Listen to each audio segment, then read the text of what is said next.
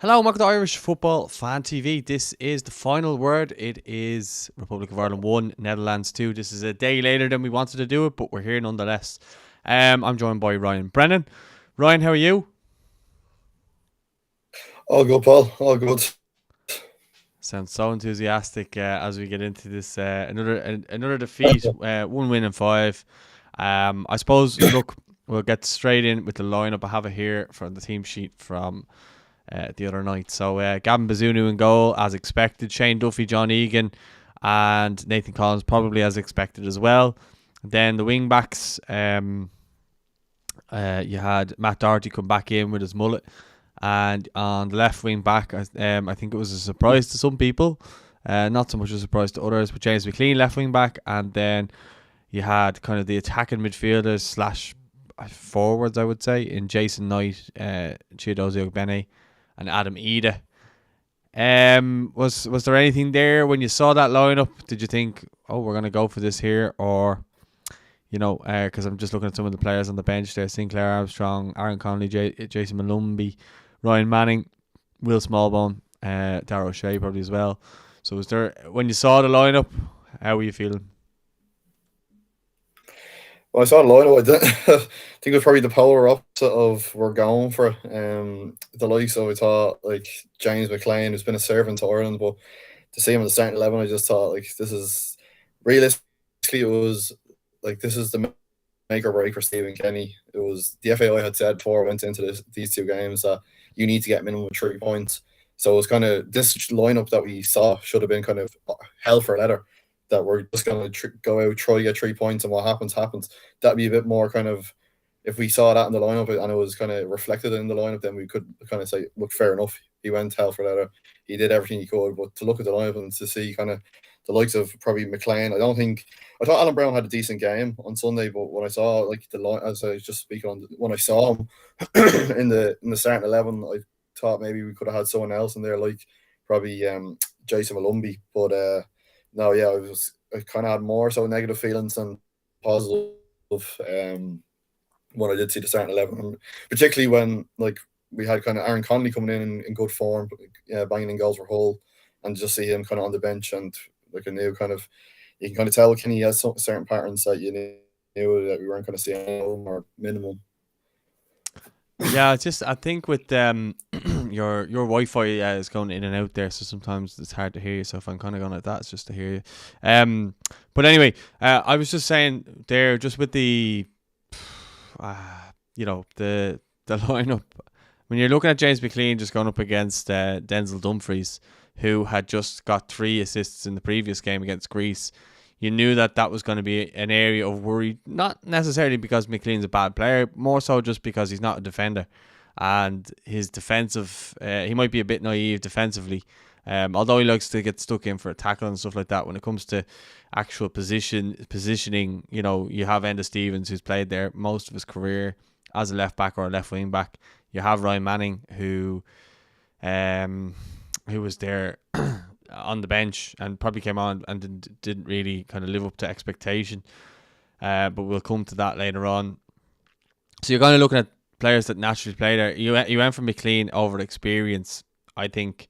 And we started well. Don't get me wrong. Like in the first 2 minutes, we're 1-0 up. I mean, and you spoke about Alan Brown there. Alan Brown was the one who initially wins the ball on the edge of their box. Adam Ida probably should have shot first time, back heel it or whatever. But he takes probably 2 seconds too long. Gives it to Chiedozie, sorry, and then he has a shot that's blocked and gone out for a corner.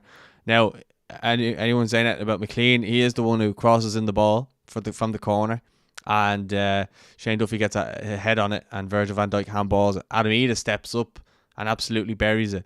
Shows all sorts of confidence to dispatch the penalty, and the stadium absolutely erupted. I'm not sure if you were actually at the game, but it was. Yeah, it was. You were. Well, you could get a sense of the roar of the crowd after our on Naveen, and that seemed to really get the players up for it. And then we just started so well. But when you saw Adam Eda stepping up and dispatching the penalty the way he did, could you believe it? Great celebration as well. Yeah, no, that's I'd say probably the whole of the Aviva Stadium, including the home and away end, was probably in disbelief to see us 1-0 up after 2 minutes.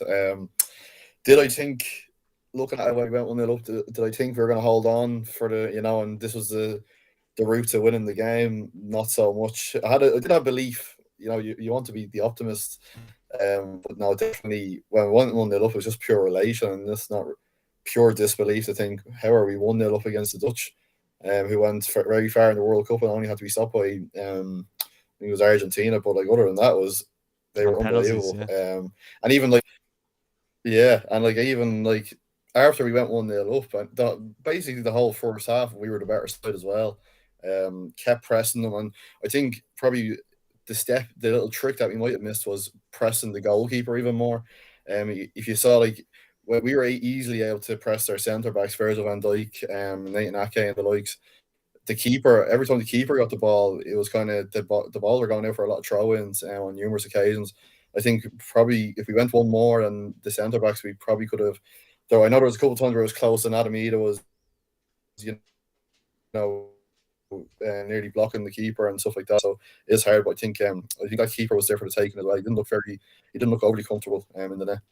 Yeah, I think so as well. And a lot of people were, saying that we should have targeted it more, and maybe someone like Evan Ferguson would have been great to have up there as well. And when there's someone a bit more familiar for the goalkeeper to kind of be worried about going after him, he might be that bit more nervous, even though he was quite nervous as was seen. Flecken, he wasn't great at all. I saw Van Dijk kind of having a go at him, being like, "Come on, get your act together," and. Yeah, we went at them and went at them. I thought the first 20 minutes was when we actually were dominating the game. I mean, they got the goal kind of against the run of play. McLean smashed into Dumfries at one stage, and then they had a little bit of a row, but that seemed to get Dumfries up for the game. And then, of course, he gets in behind the back, Gakpo with the ball through, and his first touch is brilliant, and takes it around Bazunu. Bazunu takes him down for a penalty. You can't really blame Gavin in that scenario. Just his momentum, the way Dumfries went in, he took him down, and then from that, then you have the penalty. He gets booked as well, which I think was fair enough as long as he didn't send them off. That was fine. And then Gakpo steps up, makes no mistake, although Yeah, I Bazunu's thought he was going for an early bath at one point. yeah, well, I think he nearly got to the actual penalty itself. He nearly saved Gakpo's penalty, and he was unlucky for all the stick that Bazunu seems to be getting lately. I mean, I thought he didn't really do anything wrong throughout the course of the game. That penalty, I mean, every keeper is gonna do the same thing there, in my opinion. Yeah, I totally agree with that. I think Bazunu, I suppose what goes with the kind of stereotype or kind of reputation that Ireland are getting at the moment, it's the long shots and it's conceding straight after half time. Gavin Bazunu does seem like that's the only area of his game that I would look at probably right now and think that's what needs to be worked on. He's still very young. He's playing at a good level now in the championship, although it might not be the level that we want him at. He's still playing a good level, and like what he's doing there, he's earning a lot of kind of loyalty with Southampton to kind of he easily could have probably.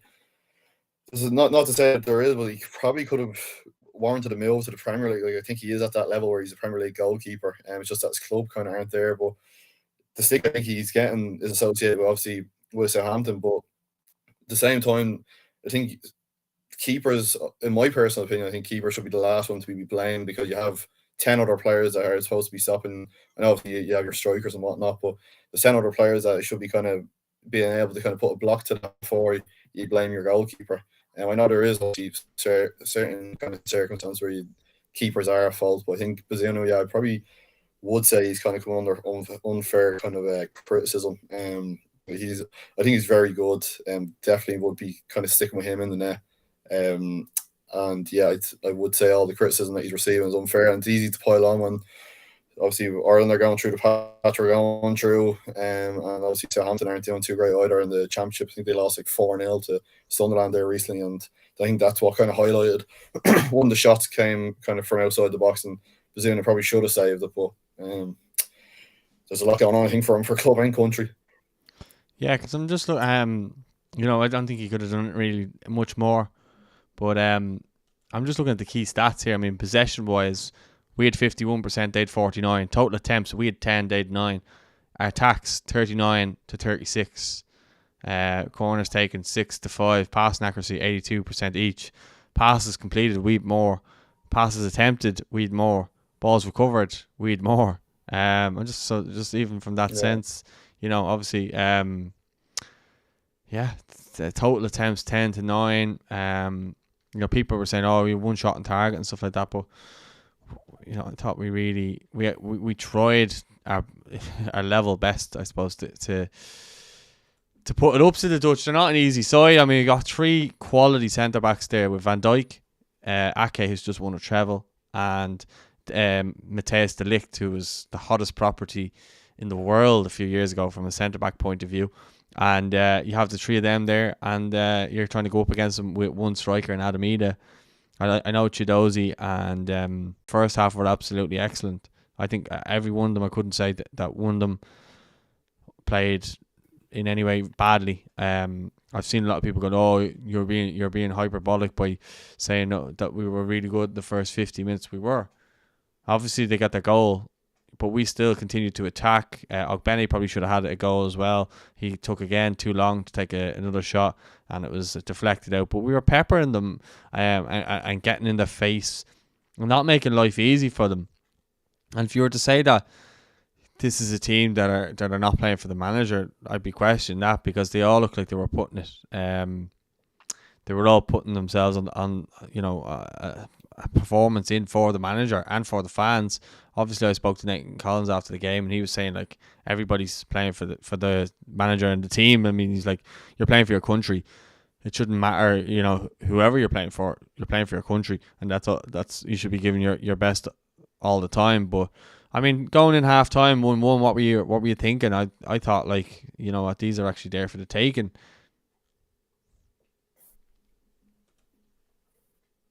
yeah, no, I'd agree with that. As watching Ireland from over the years, I did kind of, the negative thoughts were a little bit creeping in the sense that I thought after we conceded the goal, after we conceded the penalty, I just thought I just saw history repeating itself. I thought to myself, we're not going to score again. We're not going to take the lead again. But I was trying to also just remain positive and think, well, the other flip of the coin is, other side of the coin is, as everything you've said, we've been putting them under the pressure. We've, like, if you were to just look at that game, and even like the Dutch going into it, I'm sure we gave them a whole lot more of a difficult game than they would have expected going into it. And that was our job to do. And yeah, for half time, the negative thoughts were there at the back of my mind. I was trying to push them to the back of my mind, but no, mainly I was thinking, why would we not be able to score a second goal? Why would we not be able to take the lead? But we were just looking so well. And like everything, the lads did everything spot on. And especially dealing with a big, huge blow. And Evan Ferguson, as you were saying, like, he's the hottest property now in the striker department. And to deal with that blow coming into it, and on the back of just a first Premier League hat trick, to deal with not having him in that team, that would have helped it so much. The lads just did it unbelievable. I think in any other context, I would have been saying, like, the first thing I said at the final whistle was that the lads gave everything. And if this was any other context where it wasn't, that we haven't had 4 years of Kenny, and like 26 games, the whole stadium would have applauded the Irish team and Kenny, because that was a great performance generally, until they kind of started to dominate, as you kind of expect, because, as you said, they have a squad of world-class players. Every team is Champions League level minimum. Liverpool players, Europa League level. But other than that, like, the talent's there, and but yeah, I think we really put it up to them, and I did think we could have beaten them. Yeah, but like, the Xavi Simons and Gakpo were putting us under pressure on counter attacks. But I do feel as though, like, in the first half we were the better side. Obviously, Daniel Mallon, he had two shots that were brilliantly saved by Gavin Bazunu. But as I said earlier, like, our lads were going up the other end. Ogbene probably should have had a goal himself. So it was going in terms of momentum, we probably had it. But then Koeman made that switch, and he recognised kind of where we were weak, and he exploited it. McLean, where Dumfries got in behind, as I said, just defensively, he's been an attacking winger his whole career essentially. So he's only changed into a winger now, or sorry, a wing back. With obviously defensive expectancy. But Shane Duffy played both goals onside, or both Dumfries onside for both goals, unfortunately. And yeah, I mean, you got De Jong in the team there as well. You've got Dumfries, you've got Gakpo, and then you've got the centre backs who are top quality. But they bring on Wout Weghorst in the half time, and they brought on Reindeers. Tijani Reinders for their midfielder Weaver, because I think a lot of people probably didn't notice, but Jason Knight was drawing a lot of fouls for us and taking a lot of pressure off us. And I think that's one of his biggest strengths, is that not a lot of people see it, but he's so good at the dark arts of the game. And if you look at how good he is at getting his body in between the ball and the man to create a foul, the amount of times when we were under pressure and Jason Knight has bought us fouls and just kind of got us up the pitch or got us out of danger. I remember there was one stage where the Dutch were coming on strong for us, and we defended a corner, and Jason Knight was leading the counter attack, and he got to the ball first. He wasn't really going to do anything with the ball because he was the only player there, but he got to the ball first. My dog likes to get into the camera, so apologies about that if anyone's watching live TV for you. But Jason Knight, he wins the foul. He gets them a yellow card. Weaver it was. And he was continuously doing that. And Weaver actually came off then, and then they brought on Reinders. So he was drawing that, and then they were bringing on players. They brought on Noah Lang. They brought on Berghuis when we were bringing on lads for their debuts, and I thought we brought them on quite late as well. Manning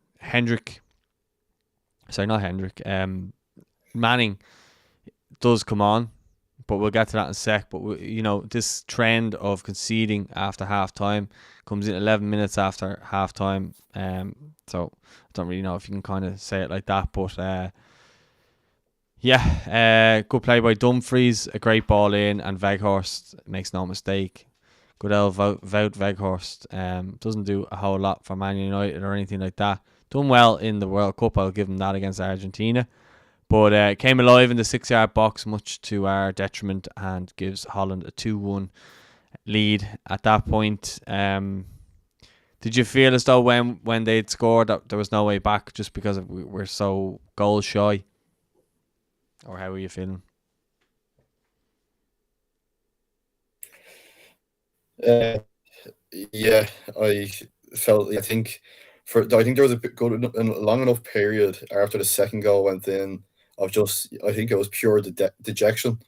I think you could feel it amongst the crowd. Like normally we can see the goal and there's a little bit of applause, trying to just get the team to kind of be motivated again. And you can tell by the players, if they're going straight back at it, doesn't matter that they can see the goal, they're going straight to try kind of go up the other end and score. But yeah, when they scored the second goal, it just, the only reason being I think that was negative was just like that, or the negative thought was just purely because it's just history repeating itself. When it went to 1-1, I was thinking that, and that's exactly what it was. We're pushing. Then it's just like pushing for a draw. Once the second goal went in, as a United fan, I didn't want to see Weghorst of all people score goals, but he did the job. He did what it says in the tin. He scored from as well on Thursday against Greece. So I think he's like another Scott McTominay. He does he does well. Quite dejected myself once the second goal went in. I thought that was. Yeah, I think they took over at that point. Curtains left. But then once you see Ireland going forward, if it was like that, you're thinking, well, if they scored, yeah, that's what. Like the 70th minute, I was thinking, well, if we scored now, we have time for a winner. But then, like, it's just history repeating itself over and over and over again with Stephen Kenny. Yeah, that was around the time when he kind of made the subs. I mean, it was strange to not see Aaron Connolly come on. He went with Sinclair Armstrong and Festy, but before that, he made the sub obviously to bring on Ryan Manning for James McLean, which I think was kind of going. it was almost embarrassing for McLean. I felt to be bringing him off like that because it kind of made it look like it was his fault. I know Shane Duffy was the one who actually was playing him on side, and if Shane Duffy maybe steps up there, McLean is holding his line because I don't think overall McLean like struggled against him. Do you know what I mean? I know he got into 2 times, but if you look at Shane Duffy's the one actually playing well. The whole rest of the team are actually in line. So I don't know. Whatever way you want to look at it, I'd be interested to be a fly on the wall there to see who Stephen Kenny would actually be finger pointing the blame on that. But Veghorst makes, as I said, he makes a great finish, and they're 2-1 up. But Ryan Manning comes on then for James McLean. That was interesting to see. Don't think he really lit it up for Ireland, to be honest. Jamie McGrath, couldn't understand why he brought him in, but I don't think this was the game for him to be really brought on. And then he had Festy, and Sinclair Armstrong obviously gets his debut, but I don't think they really done anything. We were trying to throw bodies at the Dutch, but they just seemed ready for anything that we were throwing at them. They, as I said, they brought on Noah Lang, Stephen Bergwijn, who used to be at Spurs, and yeah, they were just seemed quite content to sit in and absorb whatever we threw at them. And at that point, we didn't throw a whole lot at them. I felt, we weren't. If I was a Dutch fan, I wouldn't have been that bothered, you know what I mean? And as an Irish fan, when you see the subs that he made, you were kind of like, well, maybe Aaron Connolly would have been a better shout in this scenario, My dog is wrecking my head. He just keeps walking around in the background there. And now he goes to bed. Great. Sorry, go on. Yeah, no, I totally agree with everything you said there. I think, like, when the first sub out of them all, we're 2-1 down. Like, the Dutch bring on a striker at half time and it's 1-all. We're 2-1 down and we just swap a left wing back for a left wing back. I didn't see the reason for that, and it's nothing to say anything bad about James McLean. It's nothing to say anything bad about Ryan Manning, but that was just I would have been starting probably Ryan Manning over James McLean personally. But nonetheless, that's not the sub to make when you're 2-1 down. That's just making a like for likes, left back for left back. Like that wasn't, and it didn't appear to be that it didn't pay any contribution to us putting the pressure on. And it was the same again with the subs being too late. I was like, from where I was sitting, like we're kind of like higher up near the touchline, in the gods kind of, and I just kept watching that song and just as well, like a second hand who coming on, staring at them when they sit down to see if they're getting kind of stripped off to put the kit on, and the subs were just made too late. Like Festy Ebisele and Sinclair Armstrong, they definitely. I definitely think they would have made a good impact had they been brought on maybe 20 minutes ago. Sinclair went and played tonight for the 21 and he scored a goal. So I think he does have that. He brings that with him. Well, it was great to see Sinclair get his debut as well. He's a Clondalkin lad like myself, went to my school, was 2 years younger, and just to see him on the pitch. And then he's so honest in his interviews that you saw him there. I think he was interviewed from off the ball, and Yeah, he was saying like him, yeah. he's just so honest. Yeah, he was so honest, and he was like saying stuff like, "Sure, Nathan Ake won a bleeding treble there." Like, if you want, like he has that honesty in him, and it's great to see him do so well and coming on the pitch. And it was just, I was just like looking at him thinking, "Well, you're on the pitch with Virgil van Dijk, Nathan Ake, Frankie De Jong, the list goes on." They were all standing beside him yeah, in I think the thing as well. In the mix zone, they were all Oh, were standing they? beside him while he was talking about them, yeah. That's even more like, I think that shows that he's just genuinely like a lot of them, I think, are just delighted to be there and just play for represent their country. I think I think that'll be the start of Sinclair Armstrong. I think definitely kind of in mind for whether it's Stephen Kenny being the manager for the Greece games and stuff like that. But he'll be there. But I just think subs were just made too late. Festy Ebisele made it even though it was kind of too late again in the France game when we lost 2-0. I think he even made like a little kind of impact where he wasn't afraid. They weren't afraid to take players on. That's the kind of thing they bring, I think. Whereas there's a lot of in the Ireland team, and it's obviously just down to sometimes just down to quality. It's down to other things, but like they don't have that kind of fear of just kind of, they look at a player, turn backwards and just play it back again. They don't mind kind of going one-on-one with a player and just trying to get past them. It's not going to work all the time, but it's just to have that ambition to drive us forward and try kind of score a goal. Yeah. Well, obviously the game finished 2-1. We tried to throw as much as we could at the Dutch, but ultimately we just couldn't do our set pieces when McLean went off. Weren't great. We didn't have any clear, real attacks after that, in my opinion. We tried to kind of make the ball work down the right hand side a good bit, but nothing was really happening. And yeah, ultimately, chance after chance went by, and we didn't really have that bit of quality up top, and we end up losing the game. And it's just become a bit of a trend now, is that we just can't seem to score the goals, or look like we're going to take the game to someone. I know, look, we had a good performance against Portugal before. This was probably a good performance again against the Netherlands. And I don't think anyone's kind of looking and going, these are the games to judge Stephen Kenny off. I think they're looking at the games against Azerbaijan, the game against Armenia, the game against Luxembourg, and even the game against Greece. Like, these are the games that we should be definitely. I'm not saying we should definitely be winning like against the Greaser, but we should definitely be more competitive in these games. And I think that's what Stephen Kenny's downfall has been. We're excuse me, we're hearing all sorts of rumors that Lee Carsley's been approached.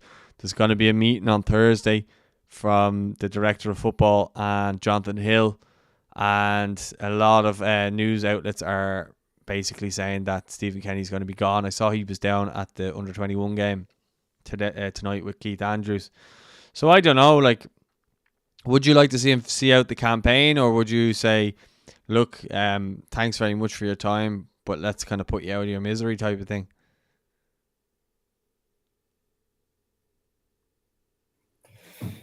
Personally, I don't like ever calling for a manager to be sacked or to leave or anything like that. But I think now is the time that we need a change. There's no way, there's no two ways about it. I think in terms of what you're saying about to see out the campaign, no, I don't think so.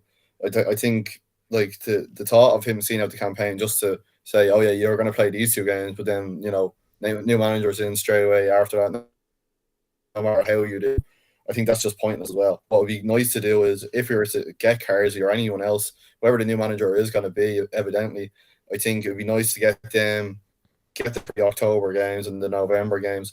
At least then they'll have a free hit at the games against like Greece, Gibraltar, and the Netherlands, and they're kind of their games across three different levels. You have Greece, who be kind of a medium opposition that they should be on paper. Obviously, the Dutch being the toughest, and then Gibraltar, we should be expecting to beat them.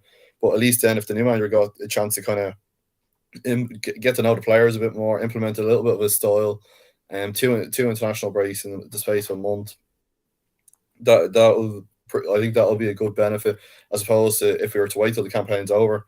He'll play probably a couple of friendlies. The Nations League games obviously don't carry much importance to many, and then we're waiting until the World Cup qualifiers. Why not get him in now where we can obviously put up see how we do against Netherlands in a huge game, then obviously see how we do against Greece and the Aviva, and see how we do against Gibraltar as well. And then we have that friendly with New Zealand as well, so we can, he has 4 games there before even before the New Year. Yeah, well, I just think if it is Carsley, like a lot of people are trying to say now that the FA won't let him go, but I think he has a severance package, so if he decides that he wants to go, he can go for nothing really. Um, yeah, it's hard because, as you said, you don't want to be calling for anyone's head or anything like that. And Stephen, as long as he's been in charge, I don't think he's had any luck whatsoever from the start of the COVID situation to the whole lot. He had a heart attack, in that time as well. I'm not, I'm not saying like all these reasons are reasons to feel sorry for him or anything like that. But as a man, he's always been very nice and very, open and respectful, and he always has complimented stuff on the channel, and that's why I've tried to want to believe in him for so long, but ultimately it comes down to results, and we're just not winning games. And if you're not winning games, you're in trouble straight away. And you can't really kind of look at it in any other way. I mean, I'm just looking here at the group on UEFA's website. I mean, we've played 5, lost, won, lost, and underneath us, lost, lost, and I'll give you an idea who that is. Begins with G. So we literally one goal better or say one win better than Gibraltar in our group. Now you could argue win win loss loss win with Greece, but it's quite embarrassing that that's kind of the way we're lining up, and then you look at his competitive record in terms of winning games isn't great either. And we've had all these kind of patched up friendlies against these like Qatars and Malta, Andorra, these types of teams, and we're beating them, and all of a sudden it's we're amazing, and the way he kind of comes out and says stuff in the media, kind of bigging the team up, it doesn't really help himself then when we get bashed. And he just looks a little bit out of his depth when he has to do his kind of media duties. He just kind of seems to struggle quite a bit. I'm seeing a lot of comments there. A lot of people are saying in the comments he can't look at a camera. And how do you think he can galvanize a group of players and stuff like that? So for me, it's just, I think, put him out of his misery at this stage. I don't want to see him being ridiculed and being abused and being made a meme and being laughed at and stuff like that.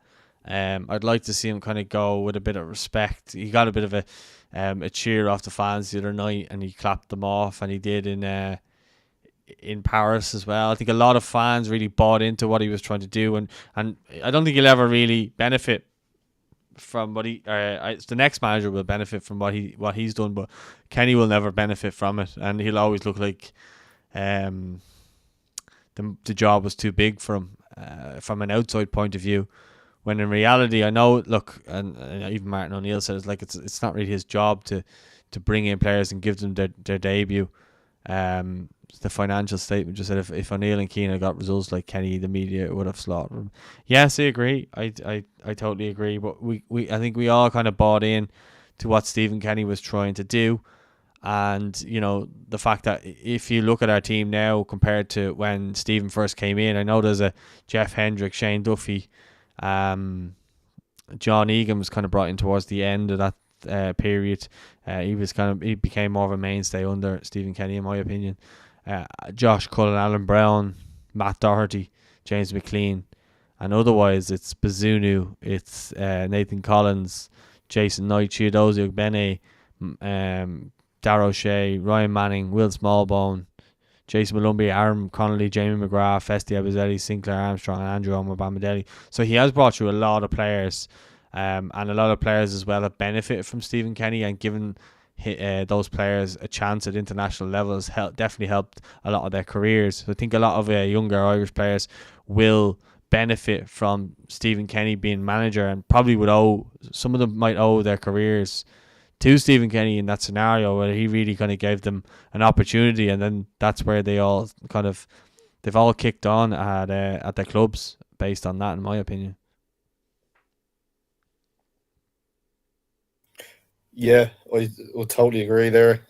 Like Stephen Kenny, he's done a lot. He's done a lot for the whole team, and yeah, as you listed off there and round them off, he's brought a lot of players in. I think I saw something there on Twitter before about kind of as you said there, he'll never reap the benefits of what he's produced, but he's produced. Another manager will and can kind of carry on. Kind of, I think he's brought the team so far that he's kind of or brought them far maybe. He just got them to a point where he can't bring any further, and there needs to be someone else to do it. And like with the crop of players that we have, like they're really they are really good. Like, and the thing is, the reputation that Ireland always have is that we're a terrible team. We're expected to lose all the games and stuff like that, and kind of from outsiders who wouldn't follow the national team as heavily. But the fact of the matter is, like, we put up a great game against the Netherlands. We put up two great games against Portugal last year. The home game against France was great. I think Thursday we could have been way more than 2-0. But that's Portugal, Netherlands, and France that we put it up to. Three of the best countries really in football. It's obviously aside from like the likes of Argentina winning the World Cup, but like he's done a really good job. But it's just kind of sometimes it's like, I think it's his in-game management, like the fact, like say for example, the laced up. It's just simple, like a Ryan Mang over McLean. It's just simple things like that, I think, that are really letting them down. And like these are what cost them. As you said, like, it's not a case of no one's looking at these games and thinking, oh well, we should have been beating the Netherlands or we should have been beating France. It's the likes of your Luxembourgs, it's the likes of your Azerbaijans, your Greece, all them sort of teams. They're the results that are letting us down. And even like the Nations League, the likes of playing like Ukraine and stuff like that. I know they drew with England the other day, but like these are like their games that we should be winning. And like when you don't do it, that's what everyone looks at. Obviously, it's easy to put on when we're like losing to the best countries, but um, as I said, there, if this was any other context, if Kenny was doing well and stuff like that, or doing even relatively well, he would have. If that was the same result, the exact same game on Sunday against the Netherlands, he would have been. It would have been a huge cheer, would have been a huge applause off the crowd. Probably even re singing, walking into Kenny Wonderland, probably, because that's like then you can appreciate. Okay, well, this was the Netherlands. It's they're a great team. We're doing the job in our other games, but it's the fact that we're not doing it in the other games. We're not producing what we need to produce with the crop of players that we have. We don't want to waste this kind of talent that we have. I said I don't want to call for any manager to be sacked. Like he's had his time, and he's done a great job for Ireland and bringing them players through. And I said like a lot of players will owe him a lot, and I think a lot of them you'll see they will be eternally grateful. And probably when the day does come that it's announced, whether it's sooner rather than later, you'll probably see like a lot of social media posts being kind of very heartfelt from the younger players to kind of just to thank them that much. Like, and they're little things that will show that like that's what we don't see is players kind of gratitude towards them for, I said, giving them kind of that podium to see what players are like kind of on a whole different level. Yeah, like a part of me feels bad for him, but as you say, it's football, and football is ruthless. So anybody who's played at any sort of high level, will tell you that in terms of, young lads going over to England and getting rejected. Football's a ruthless business, and ultimately Stephen knew what he was getting into when he took the job on. Unfortunately, these are two games that I actually wouldn't have judged Stephen's record on, or wouldn't have kind of been saying these are the two games to sack him. But the FAI were the ones who came out and said if he doesn't pick up anything from these games, that he's essentially gone. So it will be interesting whether he's gone, say, tomorrow or the next day, with the press conference that's going to be held with the director of football, Mark Canham, and the CEO, Jonathan Hill. I'll be at that myself, and I'll be putting it out on the channel. But yeah, it's gonna be an interesting kind of couple of months, I think. And then you've got the women with the Nations League and so on. The 21's doing well with the two wins there in Cork the last couple of days, so that's great. And Idemo Amaku getting on the score sheet there to win it the other night, which was a great comeback. And then you have the win tonight there against San Marino, and Sinclair Armstrong getting on the score sheet, and Rocco Vada getting 2 goals too. So I mean, there's a lot kind of going on in Irish football at the moment, and obviously between now and before Christmas. It's weird talking about Christmas now, but we are 12 days into September, as much as it doesn't feel like it lately, because the summer has only arrived in the last couple of weeks, or a couple of days even. It's going to be interesting. From my own point of view, I think we should probably just kind of see him off. I'd like to see him go. If we lose to Greece, he's going to be humiliated, I think, and he's going to be made look really bad. And I can't see where he would go from the Ireland job. I was seeing someone saying it earlier. I think it was Kieran Cunningham from the Star or the Mirror. He basically said not a lot of Irish managers tend to do well after they leave the Ireland job, other than maybe Mick McCarthy.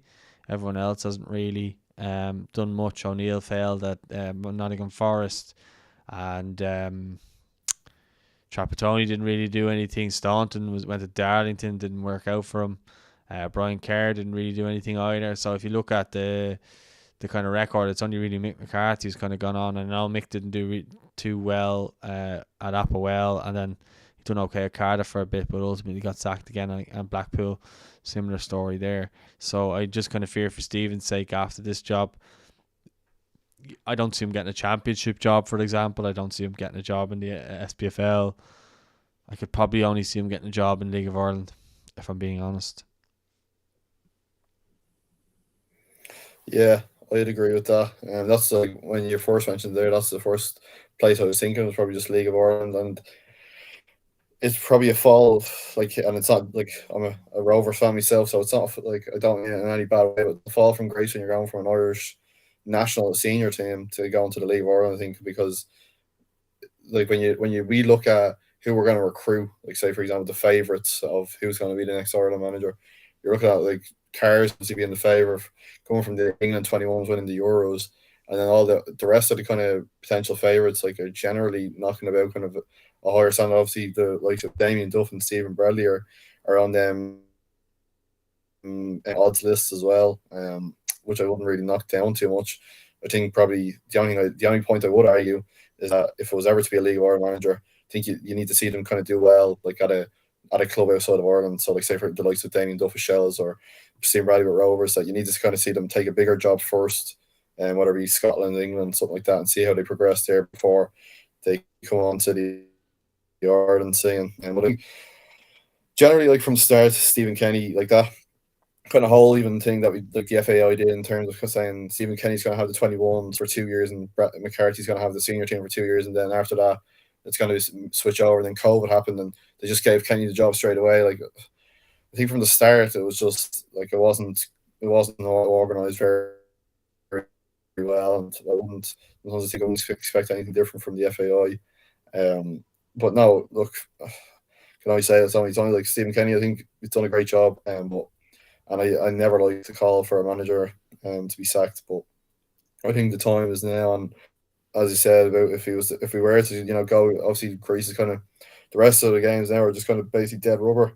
But it's a fact of if he were to go up against Greece and not win, it'd just be so much worse. So I think the time is now. Just probably I said this week maybe just to announce that the time's up, and see what the future holds with another manager to bring us. So I just missed the last bit of what you said there. Your internet went in and out.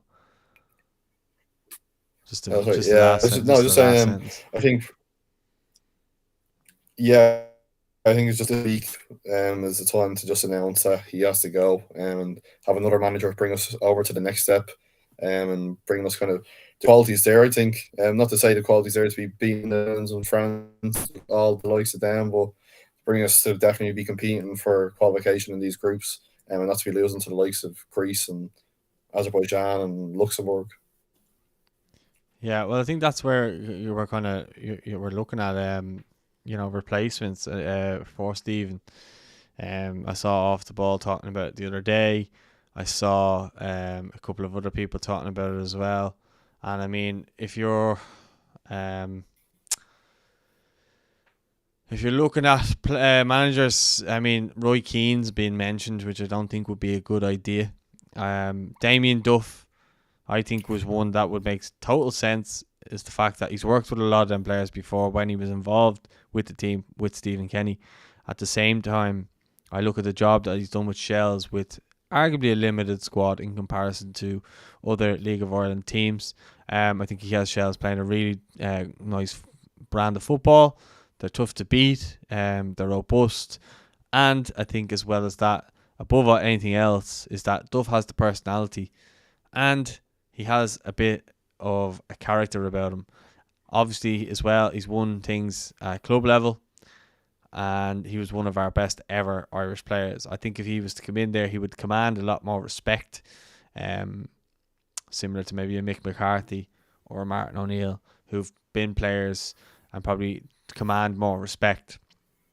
I think as soon as Duff was mentioned with Shelburne, everyone took notice of it. And everyone started taking notice of Shelburne, Damien Duff, the League of Ireland. And anytime he does an interview, everyone listens. Anytime he talks about referees or anything like that, whether you like him or not, people go, oh, Duff or this, Duff or that. He draws attention. A lot like Keane. Other people are mentioning Robbie Keane. He's doing a good job there at Maccabi Tel Aviv as well. I know there's a lot of politics behind what he's doing there. I don't want to get into that, but I'm talking about the actual job that he's doing in terms of winning football matches. He's doing it quite well, because they're notorious for sacking managers there. So he's doing quite well. I think he got them into the Europa Conference League, and I think they're doing quite well in their league.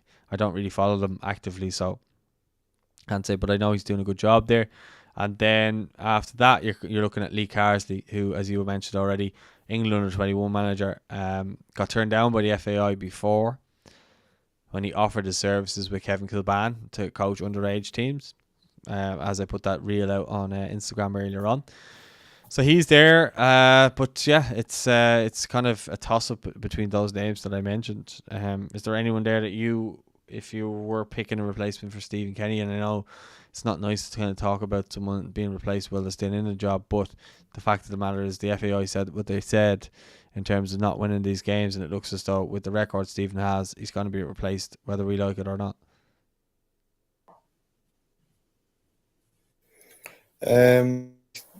Outside them names, like the likes of, I think that's always in the list is the likes of Chris Hewton, and probably like Stephen Bradley, doing a tremendous job with Shamrock Rovers, four league titles in a row, getting Rovers to the Conference League. But again, I just think I think it's just a case of just you want to avoid doing something similar like that again in terms of kind of think there's just to get them experience in another league before they go to an Ireland senior job. Not to say it wouldn't work, just going like if it's Damien Duff going from Shells to Ireland, Stephen Bradley going from Rovers to Ireland. Not to say it wouldn't work, but I think fans would probably be a lot more comfortable to see these type of managers, like the League of Ireland managers, just get experience first with someone else before they gonna go and take the Ireland job. But other than that, like I'd probably, if it was to be announced this week or whenever it may be, I think I'd probably want Carsley in of the list seeing going around. Another one that was mentioned, actually, like it would never happen, but it was just kind of just struck me by surprise. People were calling for Solskjaer to be in, but Solskjaer would never, I don't think, ever take the job. I don't think after the kind of toxicity of Man United that he had. Brutal manager.